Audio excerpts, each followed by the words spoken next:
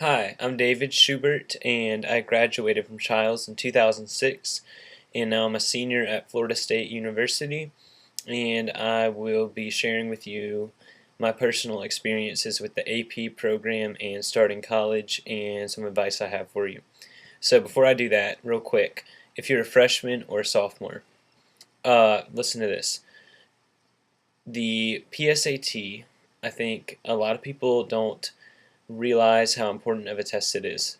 It qualifies you for this huge scholarship called the National Merit Scholarship, and once you get that, and that scholarship is based really entirely on your PSAT score.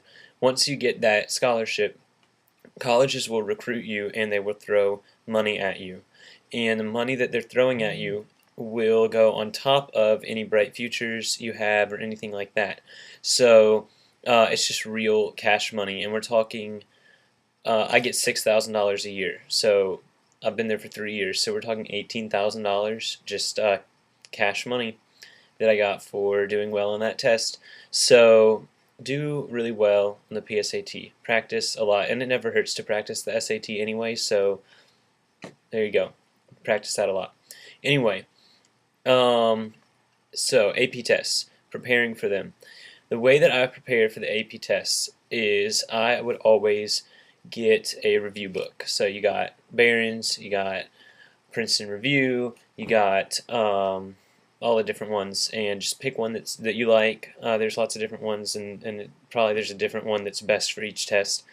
And then I would just take a whole day and find a comfortable place, get some food I like to eat, and just spend the whole day reading through that book. And I would do this a day or two before my exams, before that specific exam, just to get that information in my head. So that's probably the best way to pass an AP test, is to really cram for that exam. You should have, some knowledge of the subject matter, of course, from being in the class all year, but this really gets in your head. All the things in those review books, they cover what you need to know, and they don't cover what you don't need to know, and so it's just a great way to review.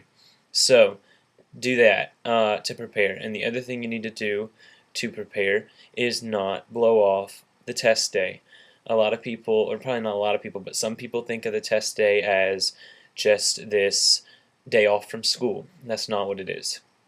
It's stupid to look at test day like that, because um, basically what you do in that case is choose the 3 hours that you're going to be testing.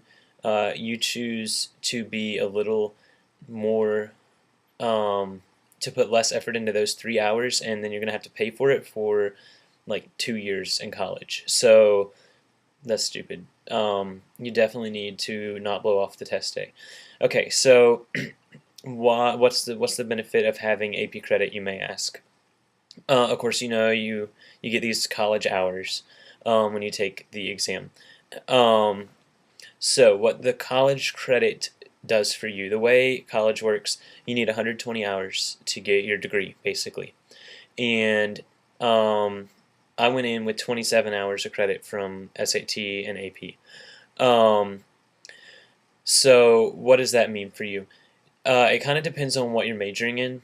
If you're majoring in something that's not too difficult for you, or where you don't have to have straight A's, then coming in with a lot of credit will probably mean that you can get out a year early. And so that's really nice, because you just fly on through college, and you can start working and start making money. So that's really cool. If you're doing something where it is really a really tough major, and it's really important that you make good grades, like pre-med, for example, you're not going to get into med school unless you do really well in the pre-med classes. And the pre-med classes are really hard classes.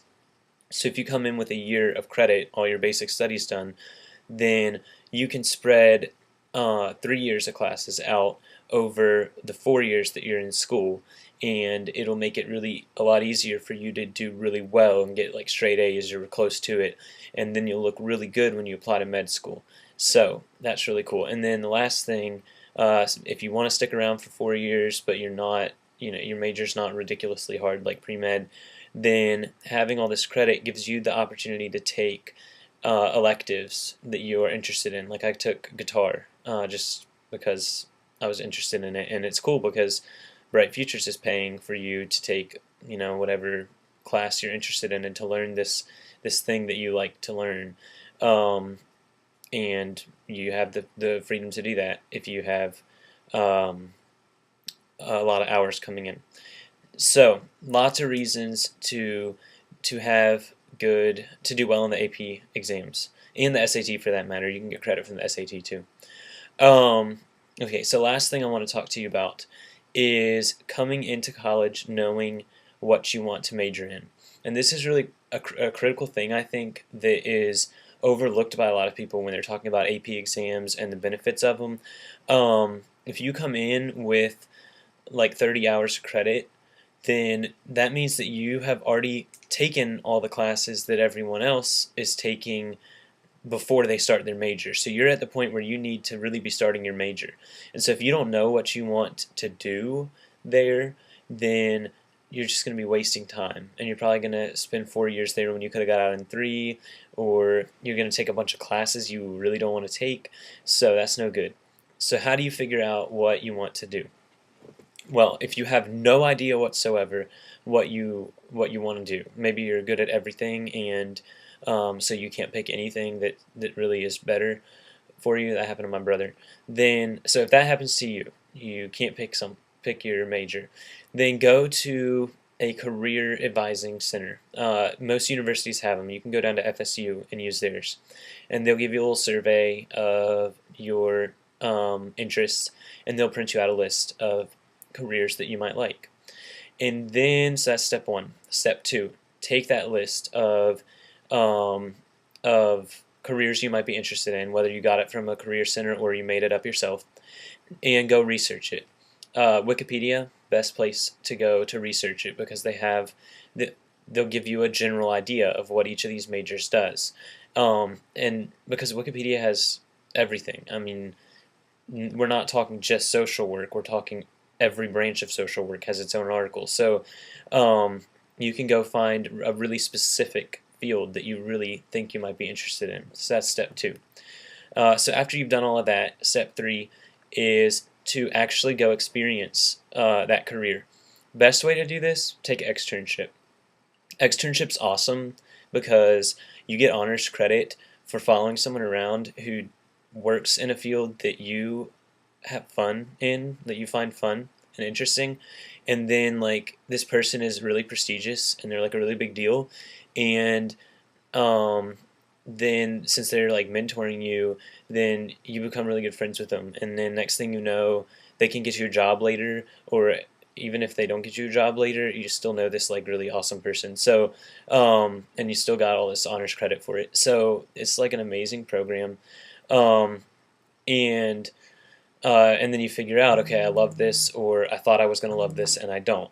So, so go ahead and do that. If you can't do externship, then do your own form of it. Just find somebody in the field that you want to do, and just follow them around.